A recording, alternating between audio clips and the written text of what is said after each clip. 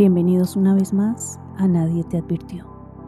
En una ciudad antigua bajo un aguacero que hacía brillar los adoquines como diamantes derretidos, Isadora, una escritora con un torbellino de rizos que adornaba su cabeza, y Mateo, un escultor silencioso de ojos color de mar tormentoso, se encontraron por casualidad. Sentían la misma melancolía latente, esa emoción intensa y dulce que brota solo en los días nublados, pero sus miradas lo dijeron todo.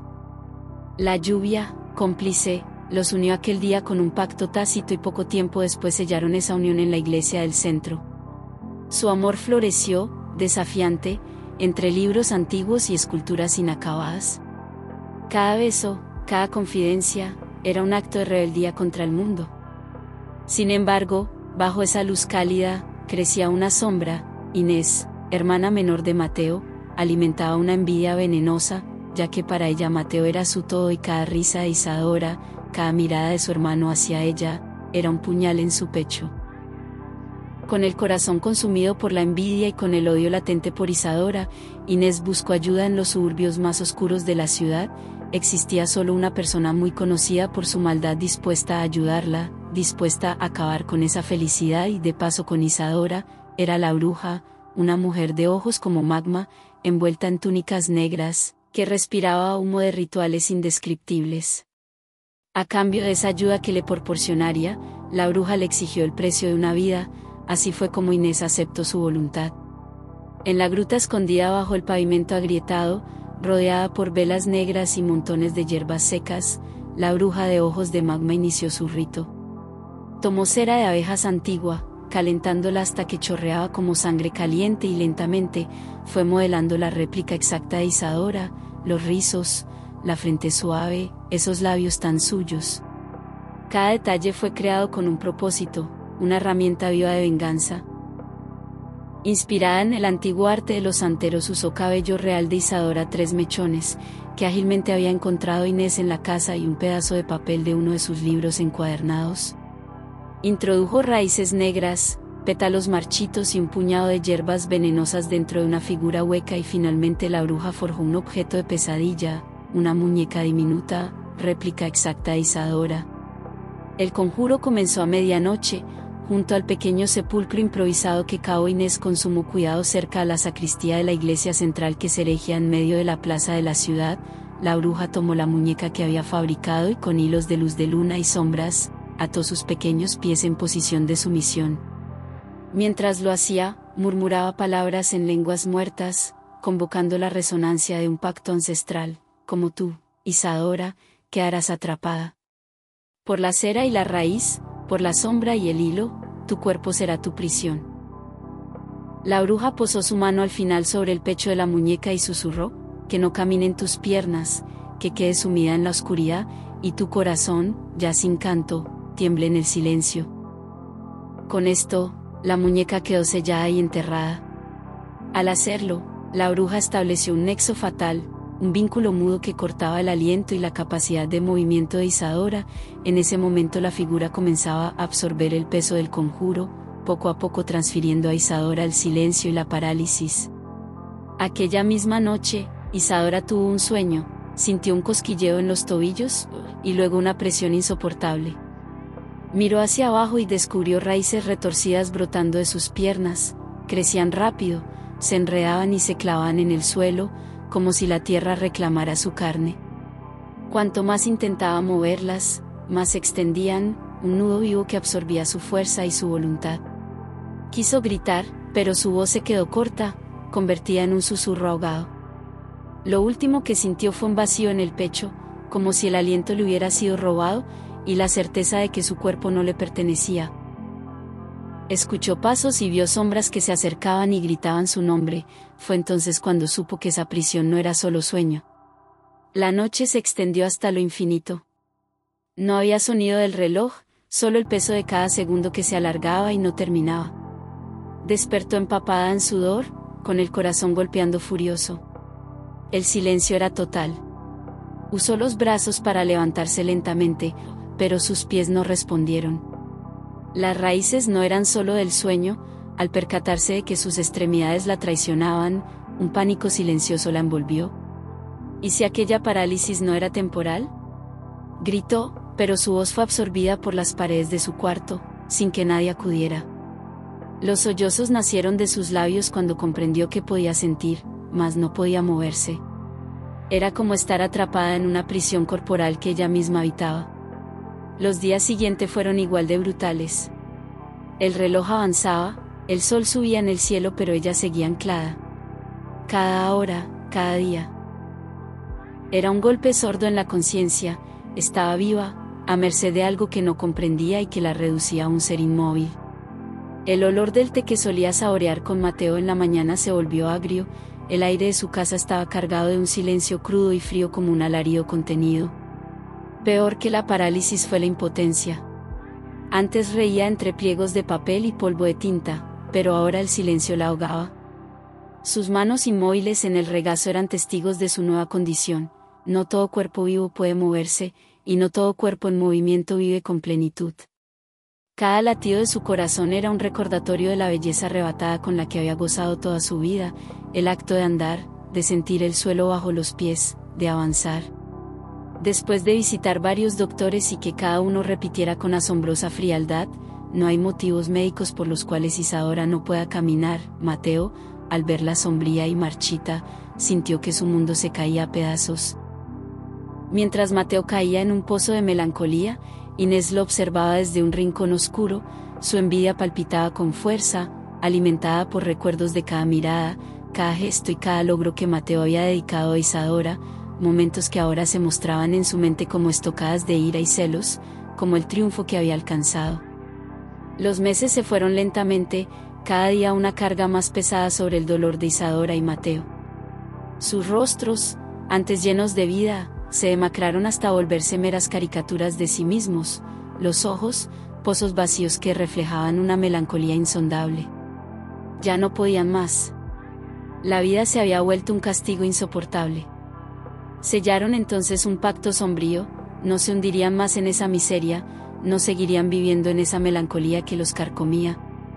Decidieron, en un acto final de desesperación, abandonar este mundo juntos, tal como lo habían empezado. Al oír aquel pacto entre Mateo e Isidora, Inés sintió culpa, un nudo oscuro en su estómago. Fue ella quien propició la pesadilla, sus manos habían encendido la llama. No quería que le sucediera nada malo a Mateo, no quería perderlo por completo, quería acercarse a Mateo, susurrarle perdón, pero algo la contenía, la voz interior del rencor, del deseo de venganza. Sabía que, si lo hacía, perdería su oscuro triunfo y enfrentaría a su propia monstruosidad, no podía perder a su hermano, el amor y el odio danzan en su pecho. Esa lucha alcanzó su punto máximo justo cuando Mateo, con la mirada hundida y la desesperación desbordada, se desplomó junto a Isadora, con los ojos llenos de un dolor puro y crudo. Inés oyó el crujido de su alma al romperse. Y en ese instante, supo que su decisión de confesar o callar sería la bisagra que definiría el destino de los tres. Su corazón latía frenético. Se levantó del rincón oscuro, tambaleante. Cada paso la acercaba al centro del tormento familiar. Mateo desolado, Isadora prisionera en su propio cuerpo y ella con el alma quebrantada al ver el sufrimiento de los dos, así que con voz temblorosa, interrumpió el silencio. Mateo, fui yo. Yo fui donde la bruja, pedí su ayuda. Las palabras de Inés cayeron como fragmentos de cristales rotos. Mateo la miró, incrédulo, un escalofrío helado recorriéndole la columna. El aire se cargó de un peso mortal, él sabía perfectamente lo que la bruja podía hacer y con lo que podía acabar. Inés vio el miedo en sus ojos, pero la desesperación la había vuelto audaz. En ese instante, en medio del silencio tenso, recordó lo que había leído en los antiguos tomos prohibidos del altar diabólico de la bruja mientras ella hacía la muñeca de Isadora. El contrahechizo podía revertir la magia oscura, pero solo si se conocían todos los detalles del rito original. Ingredientes exactos, el objeto usado para el ritual, el lugar preciso donde se realizó y la entonación exacta del conjuro. Un soplo de esperanza, frágil como la tela de una araña pero inquebrantable, se filtró como una grieta luminosa en la oscuridad de su desesperación. Ella conocía cada paso del ritual. Recordaba el cabello de Isadora envuelto en la cera, las raíces negras entrelazadas, la fórmula completa que la bruja había susurrado con voz gutural, y el momento exacto en que el conjuro había sellado el destino de Isadora. Cada detalle, cada ínfimo elemento, se grabó en su memoria con una claridad aterradora. La posibilidad, por remota que fuera, de devolverle la felicidad y la paz a Mateo y de romper la prisión de Isadora, era suficiente para impulsarla. Con determinación, Mateo miró a los ojos de Isadora. La tomó entre sus brazos, la besó con ternura y en un abrazo cálido y prolongado le dijo: «Te amo más allá de lo imaginable. Haré cualquier cosa por ti». Ella, con el corazón latiendo de esperanza y temor, asintió en silencio. En ese mismo instante, Inés se arrodilló ante ellos, entre sollozos y remordimiento, y con voz quebrada murmuró: «Lo siento tanto, fui yo. Fui donde la bruja. Perdónenme». Isadora, de alma inmaculada, miró a su cuñada con compasión. Tomó sus manos y, sin dudar, dijo: «Yo te perdono». Con un suspiro, salieron los tres de la casa. Se encaminaron hacia la antigua iglesia del centro, donde iniciarían el contrahechizo. Cada latido del corazón de Isadora, cada mirada decidida de Mateo, y las lágrimas de Inés tejían el preludio de una confrontación oscura. En la cripta subterránea bajo la sacristía, Inés y Mateo cavaron la losa carcomida. Sus manos temblorosas traspasaron el barro hasta tocar la figura, sintiendo un escalofrío que se extendía desde sus palmas hasta el pecho. Desenterraron la muñeca de cera aún fría, sus pequeños pies atados con hilos. Era como si el aire mismo hubiera quedado marcado por el ritual. Con la muñeca y los restos del rito cera, mechones de cabello de Isadora y raíces negras los llevaron al claro tras la catedral, tal como lo había leído, encendieron el fuego y colocaron la muñeca al centro. Mientras las llamas lamían la cera, Inés y Mateo recitaban el contrahechizo que Inés había memorizado. Por el fuego y la sal, el vínculo se quiebra. Que la maldición vuelva a quien la tejió. Al chasquearse la cera, un olor a cabello quemado y tierra chamuscada invadió el aire. Las raíces negras crujieron y se consumieron en las llamas, soltando una llama blanca que crepitó y estalló, señal de que la maldición respondía. El crujido agudo de la cera al romperse elevó un susurro casi humano, como un lamento reprimido. Una ráfaga de viento envolvió las llamas, acompañada del latido acelerado de sus corazones. Inés notó que la muñeca, antes sólida, se deformaba bajo el fuego, su cabeza cayendo, derretida. En ese momento, sintieron un tirón súbito en los pies, como si la misma tierra intentara reclamarlos y luego, silencio. Solo el crepitar de brasas y el olor penetrante del ritual consumado. Un aura helada permaneció en el aire, las cenizas fueron recogidas y esparcidas en el río cercano que rodeaba la ciudad. Cuando el último rescoldo se apagó y las cenizas flotaron en el río, Inés cayó de rodillas, exhausta. Isadora, con llanto en los ojos, pudo dar 2 pasos al frente y Mateo, con las manos ennegrecidas, apenas reconocía el fuego que había purificado un horror tan real que todavía sentía en su cuerpo y en la corriente del agua. Vieron la figura desvanecida de la muñeca, casi invisible, pero grabada para siempre en sus almas. El vínculo estaba roto. Con ese acto, se convencieron de que habían recuperado algo más que la movilidad de Isadora.